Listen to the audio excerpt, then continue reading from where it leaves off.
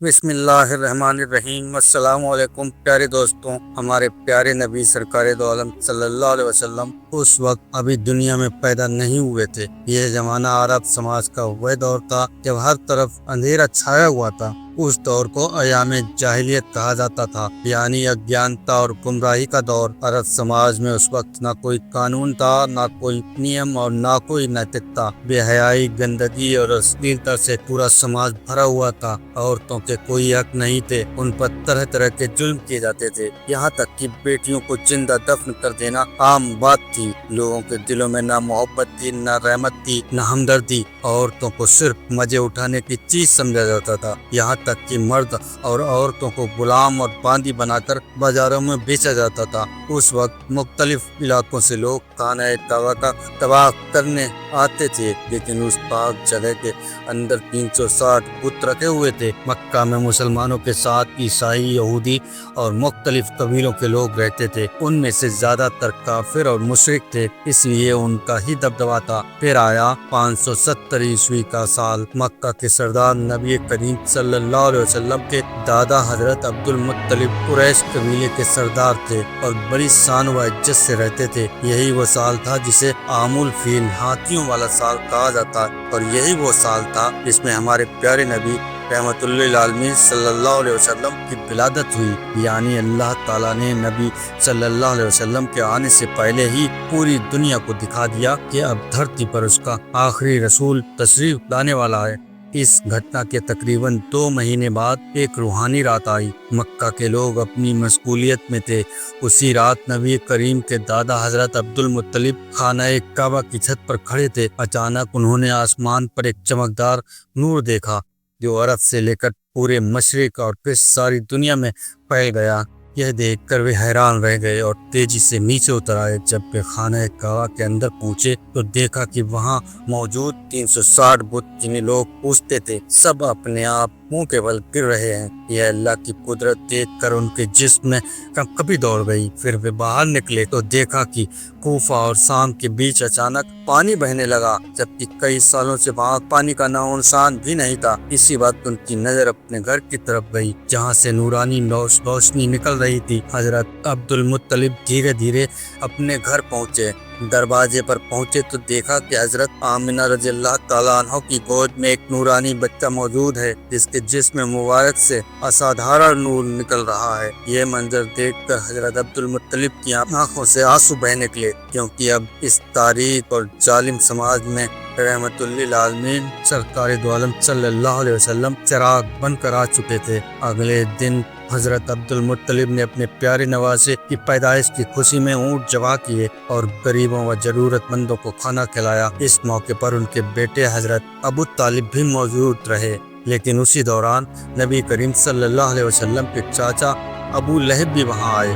جب اس نے دیکھا کہ انہیں غریبوں کے ساتھ بیٹھ کر کھانا پڑے گا تو گھمنڈ میں آ کر وہ دروازے سے ہی واپس لوٹ گیا۔ ادھر حضرت آمنہ رضی اللہ تعالیٰ عنہ کے سینے میں دودھ نہیں تھا، اس لیے نبی سرکار دو عالم صلی اللہ علیہ وسلم کو دودھ پلانے کے لیے ایک دائی کو بلایا گیا۔ یہ وہی دائی تھی جو ابو لہب بیوی کی لونڈی تھی۔ جب ابو لہب گھر پہنچا تو اس کی بیوی نے غصے سے کہا، تم نے میری باندی کو یہ کام کیوں دیا؟ کیونکہ وہ عورت بھی گھمنڈی عورت تھی۔ ادھر یہودی عالم ایک جگہ جمع ہو کر آپس میں مشورہ کر رہے تھے۔ انہیں اپنی کتابوں سے معلوم تھا کہ اس زمین پر اب ایک خاص نبی پیدا ہونے والا ہے۔ جب نبی اکرم صلی اللہ علیہ وسلم کی ولادت ہوئی اور اس رات آسمان پر نور چھا گیا تو یہ دیکھ کر یہودی اور عیسائی عالم سمجھ گئے کہ وہ بچہ آ چکا ہے، لیکن یہودیوں کے دلوں میں بے چینی تھی، کیونکہ وہ بچہ ان کے گھروں میں پیدا نہیں ہوا تھا۔ انہوں نے کوشش کی کہ اس بچے کو خرید لیں، یہاں تک کہ کئی عورتوں کو پیسے دے کر حکم دیا کہ وہ اس نبی کو ڈھونڈ نکالیں۔ کچھ دنوں بعد بچوں کے نام رکھنے کی محفل سجی، کئی بچوں کے نام رکھے گئے اور لوگ خوشیاں منا رہے تھے۔ اسی محفل میں حضرت عبد المطلب بھی آئے۔ انہوں نے اپنے پیارے نواسے کو گود میں لیا اور نام رکھنے کے لیے آگے بڑھے۔ جیسے ہی انہوں نے حجر اسود پر ہاتھ رکھا، خانہ کعبہ کا دروازہ اپنے آپ کھلنے لگا اور ننھے نبی صلی اللہ علیہ وسلم کے جسم مبارک سے نور کی کرنیں چمک اٹھیں۔ اس وقت حضرت عبد المطلب نے اعلان کیا کہ یہ بچہ محمد صلی اللہ علیہ وسلم کہلائے گا اور اس نام کو کوئی بھی کبھی نہیں بدل سکے گا۔ یوں ہی 2 سال کے اور پھر حضرت آمنہ رضی اللہ تعالیٰ عنہ کے دودھ نہ ہونے کی وجہ سے آپ کو حلیمہ سعدیہ کو دے دیا گیا آپ کی پرورش کے لیے، اور یوں ہی 2 سال کا عرصہ گزر گیا۔ جب مدت پوری ہوئی تو حضرت حلیمہ سعدیہ رضی اللہ تعالیٰ عنہ اور ان کے شوہر نبی کریم کو واپس ان کی عزیز ماں حضرت آمنہ رضی اللہ تعالیٰ عنہ کے پاس لے آئے۔ جیسے ہی نبی پاک گھر پہنچے تو خانہ کعبہ نور سے جگمگا اٹھا۔ سبحان اللہ۔ دوسری طرف حضرت آمنہ نے جب اپنے پیارے بیٹے کا دیدار کیا تو خوشی اور محبت سے ان کی آنکھیں چھلک پڑیں، لیکن اسی وقت کعبہ کے آس پاس ایک مہاماری پھیل گئی۔ ساتھ ہی حضرت عبد المطلب رضی اللہ تعالیٰ عنہ کو یہ خبر ملی کہ بنو یہود اب بھی نبی پاک صلی اللہ علیہ وسلم کو تلاش کرنے کی کوشش کر رہے ہیں، اور کسی بھی خطرے بچانے کے لیے حضرت عبد المطلب نبی کریم صلی اللہ علیہ وسلم کو لے کر مکہ سے دور چلے گئے۔ لیکن اچانک حضرت حلیمہ سعدیہ رضی اللہ تعالیٰ عنہ بیمار ہو گئیں۔ یہاں کے حکیم اور جادوگروں نے ٹھیک کرنے کی کوشش کرتے رہے مگر کوئی فائدہ نہ ہوا۔ یہ دیکھ کر نبی پاک نے ان جادوگروں کو وہاں سے ہٹا دیا۔ جیسے ہی نبی رحمت صلی اللہ علیہ وسلم نے حضرت حلیمہ سعدیہ کا ہاتھ تھاما، وہ اللہ کی قدرت سے اچانک پوری طرح تندرست ہو گئیں۔ حضرت حلیمہ سعدیہ کے شوہر نبی پاک صلی اللہ علیہ وسلم کو لے کر مکہ کے پہاڑ کی طرف روانہ ہو گئے، مگر جب نبی صلی اللہ علیہ وسلم کو لے جایا جانے لگا تو حضرت حلیمہ سعدیہ رضی اللہ تعالیٰ عنہ کی آنکھوں سے آنسو بہنے لگے۔ جب حضرت عبد المطلب کو ایک خبر ملی تو وہ نبی صلی اللہ علیہ وسلم کے پاس پہنچے اور پھر نبی کے ساتھ ایک گفا میں تقریباً 1 سال گزار دیا۔ جب نبی پاک صلی اللہ علیہ وسلم اس گفا میں موجود تھے تو پورا ریگستان اللہ کی رحمت سے زندہ اور سرسبز ہو گیا۔ پھر ایک دن حضرت آمنہ رضی اللہ تعالیٰ عنہ اس گفا سے نبی صلی اللہ علیہ وسلم کو لے کر مدینہ آئی تاکہ اپنے رشتہ داروں سے ملاقات کریں اور نبی صلی اللہ علیہ وسلم کے والد حضرت عبداللہ رضی اللہ تعالیٰ عنہ کی قبر کی زیارت کر سکیں۔ اصل میں نبی کریم صلی اللہ علیہ وسلم کی پیدائش سے 2 مہینے پہلے حضرت عبداللہ تجارت کے سلسلے میں مدینہ آئے تھے، جہاں وہ بیمار ہو گئے اور وہیں ان کا انتقال ہو گیا، اس لیے انہیں مدینہ میں ہی دفن کیا گیا۔ حضرت آمنہ وہیں بیٹھ کر نبی پاک صلی اللہ علیہ وسلم کو ان کے والد کے بارے میں بتاتی رہیں اور کچھ وقت نبی کے ساتھ گزارتی رہیں، لیکن صرف 2 مہینے بعد حضرت آمنہ اچانک بیمار ہو گئیں اور اسی بیماری کی حالت میں مدینہ سے واپسی کے دوران راستے میں ہی حضرت آمنہ کا بھی انتقال ہو گیا۔ صرف 6 سال کی عمر میں ہی رحمت للعالمین یتیم ہو گئے۔ اسی دوران جب یہودیوں نے پیغمبر صلی اللہ علیہ وسلم پر حملہ کرنے کی کوشش کی تو ان کے چاچا حضرت ابو طالب نے انہیں روک دیا۔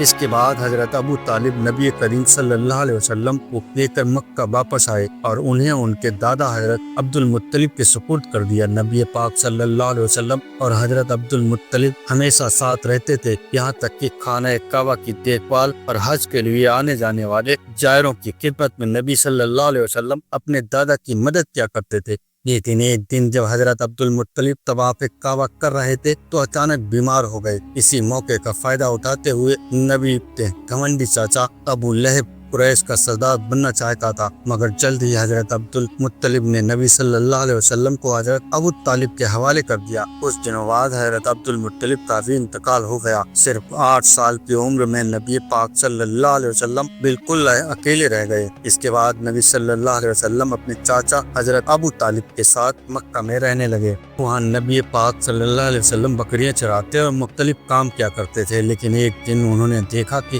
ان کا گھمنڈی چاچا ابو لہب سبیبہ نام کی ایک باندی کو بیچ رہا ہے۔ اس کا شوہر ابو لہب سے بار بار بنتی کرتا کہ اسے نہ بیچے کیونکہ وہ بیمار تھی۔ ابو لہب نے جواب دیا کہ اگر تم میرے پاس پیسے لے کر آؤ تو میں اسے نہیں بیچوں گا۔ تبھی پاس والے نبی پاک صلی اللہ علیہ وسلم نے فرمایا، چاچا آپ سبیبہ کو آزاد کر دو، میں آپ کی رقم واپس کر دوں گا۔ نبی پاک صلی اللہ علیہ وسلم کی اس دریا دلی سے سبیبہ کو آزاد کر دیا گیا، اور یہی وہ عورت تھی جنہوں نے سب سے پہلے نبی پاک صلی اللہ علیہ وسلم کو دودھ پلایا تھا۔ پھر ایک اور دن نبی پاک صلی اللہ علیہ وسلم نے دیکھا کہ ایک شخص اپنی بیٹی کو زندہ دفنانے جا رہا ہے۔ اس کی بیوی اپنے شوہر کے پاؤں پکڑ کر رو رہی ہے اور بنتی کر رہی ہے کہ ایسا نہ کریں۔ نبی پاک صلی اللہ علیہ وسلم نے اس ننھی بچی کو گود میں لے کر اس شخص کو سمجھایا، بیٹی ماں باپ کے لیے رحمت ہوتی ہے۔ نبی صلی اللہ علیہ وسلم کی باتیں سن کر اس شخص کا دل محبت اور رحمت سے بھر گیا۔ اس نے اپنی بیٹی کو خود اپنی گود میں اٹھا لیا۔ اس طرح وقت گزرتا گیا اور نبی پاک صلی اللہ علیہ وسلم کی عمر 12 سال ہو گئی۔ ادھر ان کے چاچا ابو طالب تجارت کے سلسلے میں ہر سال شام کا سفر کیا کرتے تھے۔ اس بار نبی پاک صلی اللہ علیہ وسلم نے ضد کی کہ وہ بھی ساتھ جانا چاہتے ہیں۔ سفر شروع ہوا और काफिला बस्सा नामक जगह पर रुका। वहाँ एक गिरजा था जिसमें एक ईसाई आलिम रहता था। उसने पूरे काफिले को खाने की दावत दी। जब उसकी नजर नन्हे मोहम्मद सल्लल्लाहु अलैहि वसल्लम पर पड़ी तो वह फौरन समझ गया कि ये वही आखिरी और सबसे महान पैगंबर सल्लल्लाहु अलैहि वसल्लम है जिनका जिक्र उनकी आसमानी किताबों में है। उसने हजरत अबू तालिब से कहा, मोहम्मद तुम्हारी पनाह में है, इसलिए और ज्यादा सतर्क रहना और मोहम्मद को लेकर शाम मत जाना, वहाँ के यहूदी उन्हें नुकसान पहुँचा सकते हैं। यह सुनकर हजरत अबू तालिब ने सफर रोक दिया और वापस मक्का लौटने लगे, मगर रास्ते में उन्होंने उसी आलिम को जख्मी हालत में देखा जिसने नबी सल्लल्लाहु अलैहि वसल्लम को नुकसान पहुंचाने की कोशिश की थी। यह देखकर नबी पाक सल्लल्लाहु अलैहि वसल्लम अपनी सवारी से उतर आए, उसके मुंह में पानी डाला और उसे समुद्र के करीब ले गए। वहाँ नबी सल्लल्लाहु अलैहि वसल्लम ने देखा कि एक औरत और उसके 2 बच्चों को जंजीरों में बांधकर एक बुत के सामने बलि देने के लिए रखा गया है। दूसरी तरफ मछुआरों का कबीला पूजा कर रहा था कि उनका देवता ये बलि कबूल कर ले और उन्हें माल दौलत अता करे। नबी पाक सल्लल्लाहु अलैहि वसल्लम ने ये मंजर देखा तो उनकी रहमत जोश में आ गई। जब मछुआरों ने नबी सल्लल्लाहु अलैहि वसल्लम को रोकना चाहा, तभी समुद्र की एक बड़ी लहर उठी और उस बुत को गिराकर टुकड़े टुकड़े कर दिया। ये मंजर देखकर पुजारी डर कर अपने घरों में छुप गए। कुछ देर बाद तूफान थमा तो लोगों ने देखा कि किनारे पर बहुत सी मछलियाँ इकट्ठा हो गई हैं। लोग हैरान रह गए और मछलियाँ पकड़ने लगे। दूर खड़ा हुआ आलिम भी दंग रह गया। असल में ये सब नबी पाक सल्लल्लाहु अलैहि वसल्लम की दुआ और अल्लाह ताला की कुदरत का एक बड़ा निशान था। तो दोस्तों, ये थी सरकार दो आलम सल्लल्लाहु अलैहि वसल्लम पर हमारी बनाई हुई वीडियो। अगर आपको हमारी इस वीडियो से कोई जानकारी हासिल होती है तो आप हमारी इस वीडियो को अपने यार दोस्त रिश्तेदारों को भी शेयर करें ताकि उन्हें भी इस्लाम की जानकारी हो, क्योंकि अगर हम अपना इतिहास जानेंगे नहीं तो खुद को पहचानेंगे कैसे। अल्लाह हाफिज दोस्त।